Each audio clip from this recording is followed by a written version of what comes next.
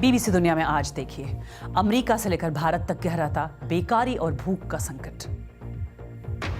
America में corona संकट के दौरान 7 हफ्ते में 3.5 करोड़ से ज्यादा की गई नौकरी। बेरोजगार हुए लोगों के लिए पेट भरना बना चुनौती। भारत में बेरोजगारी दर बढ़कर हुई 24%। स्वागत है आपका बीबीसी दुनिया में। मैं हूं सारिका सिंह। अमेरिका और भारत में नौकरी गंवाने वालों की बात कवर स्टोरी में, लेकिन पहले हेडलाइंस। तूफान अम्फन के असर से भारत और बांग्लादेश में 3 लोगों की मौत। तटीय इलाकों से सुरक्षित निकाले गए 30 लाख लोग। ओडिशा और पश्चिम बंगाल के कई हिस्सों में 100 किलोमीटर से ज्यादा रफ्तार से चल रही हैं हवाएं। भारत में सोमवार से शुरू होंगी घरेलू उड़ानें। केंद्रीय मंत्री हरदीप पुरी ने किया ऐलान, लेकिन लॉकडाउन में छूट के बीच कोरोना संक्रमण के नए मामलों में रिकॉर्ड उछाल। 24 घंटे में 5,600 से ज्यादा लोगों में वायरस की पुष्टि। कोरोना संकट के बीच वर्ल्ड बैंक की चेतावनी। दुनिया के 6 करोड़ लोग महामारी की वजह से हो सकते हैं बेहद गरीब। पूरी दुनिया में अब तक सामने आए हैं 49 लाख से ज्यादा केस, 3,25,000 की गई है जान। इनमें से कुछ अहम खबरों की चर्चा आज बीबीसी दुनिया में।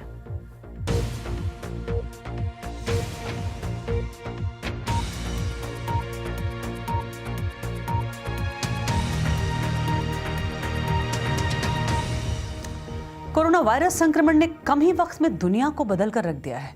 कुछ महीने पहले तक दुनिया का सबसे ताकतवर मुल्क अमेरिका अपनी आर्थिक तरक्की को लेकर बड़े बड़े दावे कर रहा था, लेकिन अब वहां बेरोजगारों की नई फौज खड़ी हो गई है। नौकरी गंवाने वाले पेट भरने की चुनौती से जूझ रहे हैं। भारत में भी हालात बहुत अलग नहीं है। कवर स्टोरी में आज इसी चुनौती की बात।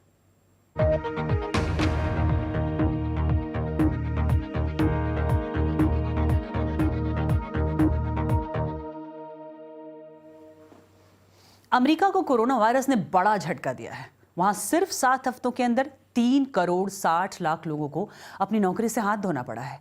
कई लोगों के लिए नौकरी चले जाने का मतलब है भूखमरी से जूझना। बच्चों समेत कई लोगों को पेट भर खाना भी वहां नहीं मिल रहा है। कई लोग अब फूड बैंक के भरोसे हैं। बीबीसी संवाददाता समीरा हुसैन ब्रुकलिन के एक फूड बैंक में गई और वहां लोगों की दिक्कतों को करीब से समझा। कोरोना महामारी के इस कठिन दौर ने अमेरिकी समाज में मौजूद असमानता को पहले से कहीं ज्यादा उजागर कर दिया है। नौकरियां जाने के साथ ही फूड बैंक्स में लोगों की कतार लंबी हो रही है। ब्रुकलिन के इस फूड बैंक की लाइन में खड़े सभी लोगों की एक दर्द भरी कहानी है। वायरस के शुरू होने से पहले डेनिस यूनिवर्सिटी कैंटीन में काम करती थीं। कई लोगों की तरह ही उनके बेरोजगारी बीमा की रकम का कोई अता पता नहीं है। मैंने बीमा के पैसों की मांग की है। हर हफ्ते वो कहते हैं कि आपके पैसे प्रोसेसिंग में हैं, पर मेरे खाते में कुछ नहीं आया है और ना ही मेरे कार्ड में। अकेले न्यूयॉर्क में 10 लाख से ज्यादा लोगों ने बेरोजगारी बीमा के लिए आवेदन किया है।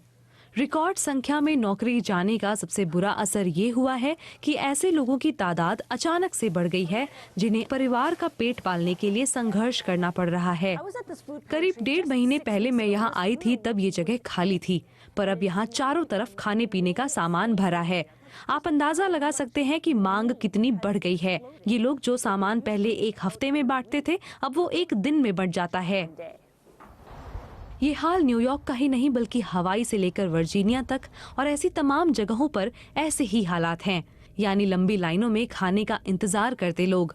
अमेरिका की युवा आबादी भी इससे अछूती नहीं है। पिछले महीने 12 साल से कम उम्र के बच्चों वाले 5 में से 1 परिवार को इस बात का अंदाजा भी नहीं था कि उनका अगला खाना कहां से आएगा।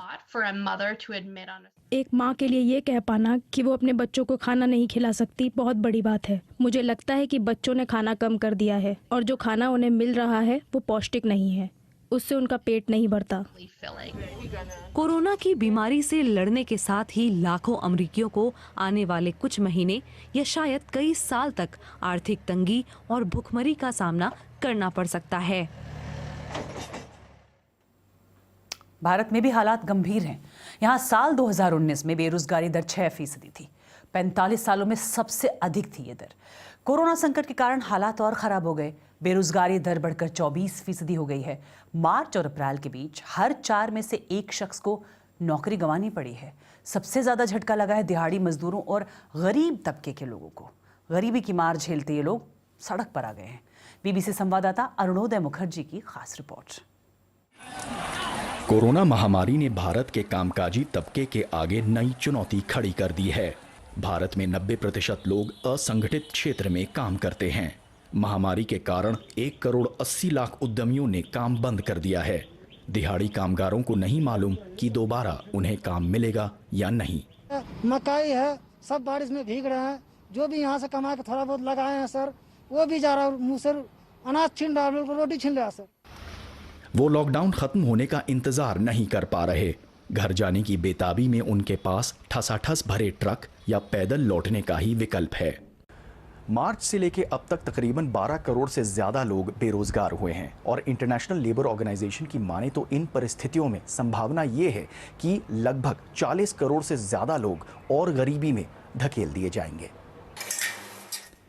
पिंकी जैसे बेहद कम कमाई वाले लोग भी संकट में हैं। पैसों की भी परेशानी हुई क्योंकि हमारा तो यही है कि रोज कमाते हैं और रोज खाते हैं। हमारे पास ये भी नहीं है कि है। दिक्कत सिर्फ उन्हें ही नहीं जो पहले से काम कर रहे हैं। हर महीने भारत के लाखों युवा काम की तलाश में निकलते हैं। महामारी के कारण ऐसे युवाओं को तगड़ा झटका लगने वाला है। आज जिन युवाओं को नौकरी नहीं मिल रही वो भविष्य के लिए बचत नहीं कर पाएंगे। ऐसे लोगों की आबादी ज्यादा होगी जिनकी आमदनी कम होगी और बचत बिल्कुल भी नहीं। बीते महीने जिन 6 करोड़ लोगों की नौकरियां गई वे 30 साल से कम के थे। लॉकडाउन से पहले 40 साल के चंद्रकांत गजभारे ऑटो चलाकर गुजारा कर रहे थे। पीएचडी स्कॉलर होने के बावजूद सालों से उन्हें पसंद की नौकरी नहीं मिली। पढ़ाई के मामले में 2 बार नेट पास हूँ सोशियोलॉजी में और बीएड भी कर चुका हूँ और मेरे 5 रिसर्च पेपर भी पब्लिश है और मेरी पीएचडी लगभग लास्ट स्टेज पर है। और अब लॉकडाउन में उनकी आमदनी भी काफी कम हो गई है। कोरोना संकट से जूझ रहे भारत में लाखों लोगों का भविष्य दांव पर है। बात जिंदगियां बचाने की ही नहीं, आजीविका बचाने की भी है। Arunoday Mukherjee, BBC news, Delhi. और खबरों में आगे बढ़ें उससे पहले जान लेते हैं देश और दुनिया का कोरोना अपडेट।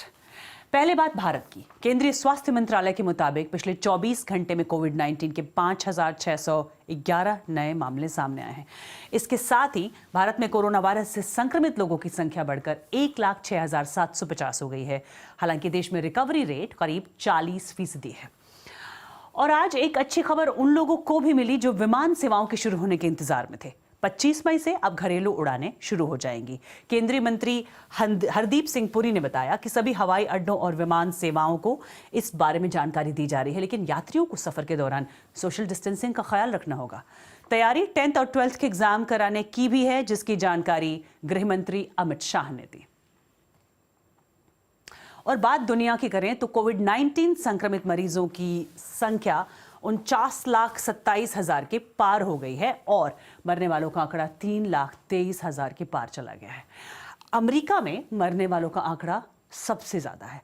वहां अब तक 91,000 से ज्यादा लोगों की जान जा चुकी है और संक्रमित लोगों का आंकड़ा 15,29,000 के पार हो गया है। लेकिन राष्ट्रपति डोनाल्ड ट्रंप ने कहा कि देश में ज्यादा मामले आना उनके लिए सम्मान की बात है।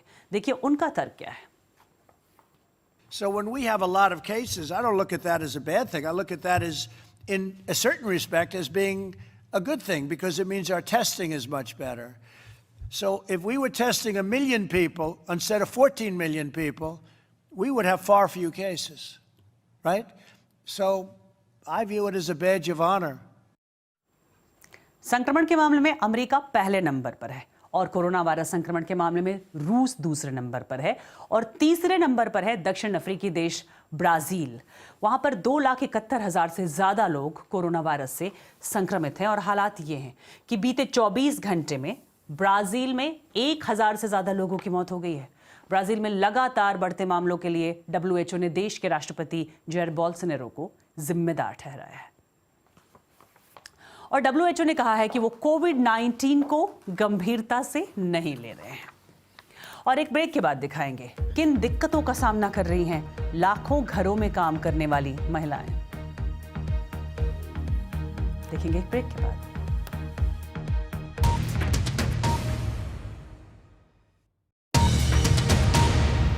आप देख रहे हैं बीबीसी दुनिया, मैं हूं सारिका सिंह।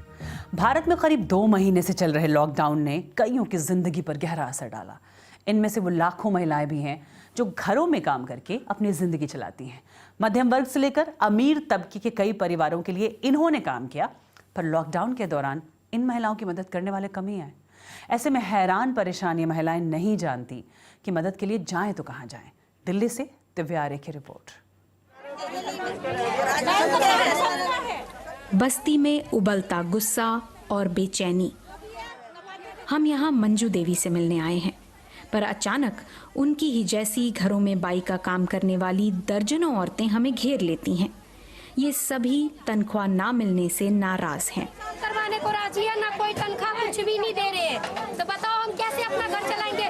सारे बच्चे का दूध हो गया, रस हो गया, सब मतलब सारी हो गई मैम। खर्चा तो आपको पता ही है कितना होता है। क्या कहते हैं उसको। हम बाहर निकलते हैं तो मंजू बताती हैं कि वो 4 घरों में काम कर महीने के कुल 7,000 रुपए ही कमाती थी, पर लॉकडाउन के बाद वो पगार भी नहीं मिली है। पति शराबी हैं तो घर चलाने और 5 बच्चों को पालने की जिम्मेदारी उन्हें अकेले संभालनी पड़ती है। एक घर मेरा 1 रुपए का भी मदद नहीं किया, वो भी मेरे काम के भी पैसे नहीं दे रहे हैं। मैम जी तब दुख आता है कि हम काम ही छोड़ दे तो ठीक। वो पहले अपनी प्रॉब्लम बताने लगते हैं, वो 1000 प्रॉब्लम और हमें सुना देती हैं कि मेरी ये दिक्कत है, मेरी वो दिक्कत है, तो क्या करूं मैम जी। इन झुग्गियों में रहने वाली औरतें जैसे मंजू की ज़िंदगी उन लोगों से बहुत अलग है जिनके घरों में जाकर ये काम करती हैं, लेकिन वहाँ उन्हें बुलाया जाता है क्योंकि उनकी ज़रूरत है बच्चों का ख्याल रखने के लिए, सफाई के लिए, खाना बनाने के लिए। अब इन औरतों का कहना है इनकी ज़रूरत के वक्त में इन्हें इनके हाल पे छोड़ दिया गया है।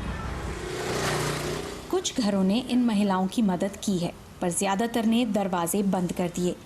भारत के विशाल असंगठित क्षेत्र का हिस्सा इन घरेलू कामगारों को कई मौलिक अधिकार और संरक्षण नहीं मिले हैं। मानवाधिकार कार्यकर्ताओं के मुताबिक ये शोषण को पनपने का मौका देता है। घरेलू कामगारों को कहीं किसी सरकार ने कोई मदद नहीं दी है, क्योंकि उनका कोई इंस्टीट्यूशन जैसा था ही नहीं जहाँ उनको मदद मिल पाती।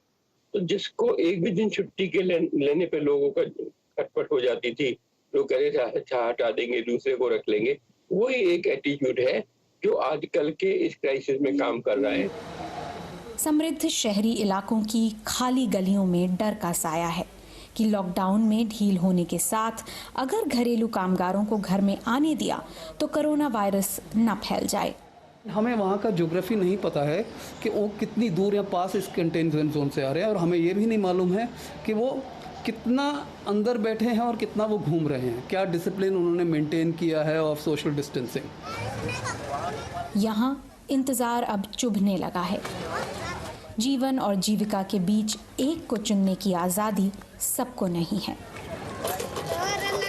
इन बच्चों के लिए काम के बिना बिताया उनकी माँ का हर दिन भूख की आग को और ज्वलंत कर देता है।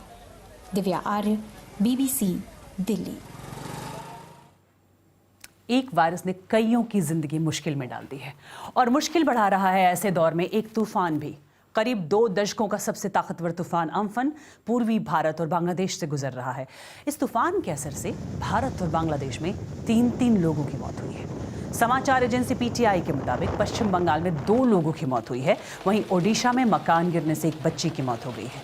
बंगाल की खाड़ी में बना यह तूफान आज दोपहर तक से टकराया और तूफान ओडिशा के एक बड़े इलाके को पार कर चुका है, लेकिन इसके असर से ओडिशा और पश्चिम बंगाल में तेज हवाएं चल रही हैं और कई जगह तो हवा की रफ्तार 100 किलोमीटर प्रति घंटा से भी ज़्यादा है। तेज हवा के असर से पेड़ और बिजली के खंभे उखड़ गए हैं। प्रभावित इलाके जहां पर ये तूफान आया है वहां तेज बारिश भी हो रही है। तूफान आने के पहले ही करीब 30 लाख लोगों को सुरक्षित जगहों पर भेजा जा चुका है। प्रभावित इलाकों में एनडीआरएफ की टीमों को लगाया गया है।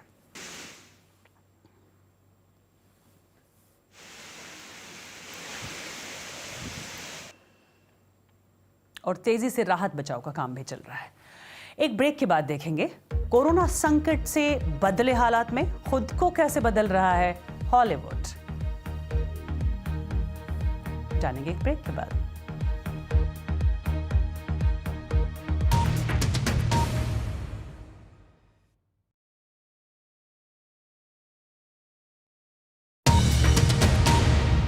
आप देख रहे हैं बीबीसी दुनिया, मैं हूं सारिका सिंह। ना सितारों का जमघट, ना फैंस की भीड़। क्या आपने सोचा है सोशल डिस्टेंसिंग के इस दौर में एंटरटेनमेंट इंडस्ट्री कैसे बदल जाएगी? कोरोना वायरस के कारण पूरी दुनिया ही बदल रही है, फिर हॉलीवुड बॉलीवुड सबको बदलना ही होगा। पर फिल्मों, सितारों और दर्शकों पर इन पाबंदियों का ज्यादा असर ना पड़े, इसके लिए सिनेमा जगत ने खास इंतजाम करना शुरू किया है। कोरोना वायरस के कारण हॉलीवुड अगले आदेश तक बंद है, मगर फिल्म इंडस्ट्री वापसी की तैयारियों में जुटी है। और जब अगली बार स्टार्स के लिए रेड कारपेट बिछेगा, तब नज़ारा काफ़ी अलग होगा। ना तो ऑटोग्राफ लेने के लिए धक्का मुक्की करते फैंस होंगे, ना ही रिपोर्टरों और फोटोग्राफरों के बीच होड़ लगी होगी। भविष्य में फिल्मों के प्रीमियर कुछ इस तरह हुआ करेंगे। मीडिया कर्मियों के लिए शीशे या प्लास्टिक के ऐसे पैनल लगे होंगे और इंटरव्यू वीडियो कॉल के स्टाइल में होंगे। फिल्मी सितारों के लिए सोशल डिस्टेंसिंग आम बात हो जाएगी। हॉलीवुड जल्द से जल्द वापसी कर सके, इसके लिए लॉस एंजल्स की एक कंपनी रेड कारपेट के अनुभव को नए रूप में पेश कर रही है। यहाँ मेहमान गाड़ियों से उतरेंगे और फिर उनका तापमान चेक किया जाएगा। हमने एक अलग लेन बनाई है जहाँ पर फिल्म से जुड़े लोग और उनके मेहमान ही रेड कारपेट पर चल पाएंगे। रेड कारपेट पर आपके साथ कोई काफिला या सैकड़ों लोगों का कोई हुजूम नहीं होगा। हॉलीवुड को चलाए रखने के लिए फिल्म निर्माता ही नए तरीके नहीं ढूंढ रहे। फ्रांस के बॉर्डो में एक ट्रैवलिंग फिल्म फेस्टिवल का आयोजन किया गया ताकि लोग अपनी कारों में सुरक्षित बैठकर फिल्म का लुत्फ उठा सकें। दर्शकों को ये तरीका काफी पसंद आया है। पहली बार बाहर निकली हूँ, पहली बार मस्ती करने का मौका मिला है। नॉर्मल लाइफ की ओर लौटने का पहला कदम है। काफी अच्छा लग रहा है। लॉकडाउन के दौरान नेटफ्लिक्स जैसी स्ट्रीमिंग सर्विसेज के जरिए बहुत सारा कंटेंट देखा गया। भविष्य में फिल्मों को दर्शकों तक पहुंचाने का जरिया बेशक बदलता दिख रहा है, लेकिन फिल्म इंडस्ट्री को उम्मीद है कि इससे सिनेमा हॉल में जाकर फिल्म देखने का जुनून कम नहीं हुआ होगा। और लॉकडाउन के इस दौर में आप सिर्फ अकेले नहीं जिसको अपने बाल कटवाने की जरूरत है। मास्टर ब्लास्टर सचिन तेंदुलकर के बेटे अर्जुन को भी जब हेयर कट की जरूरत पड़ी तो तेंदुलकर ने उनकी परेशानी का हल निकाला कुछ इस अंदाज में और घर पर ही उनका हेयर कट कर दिया।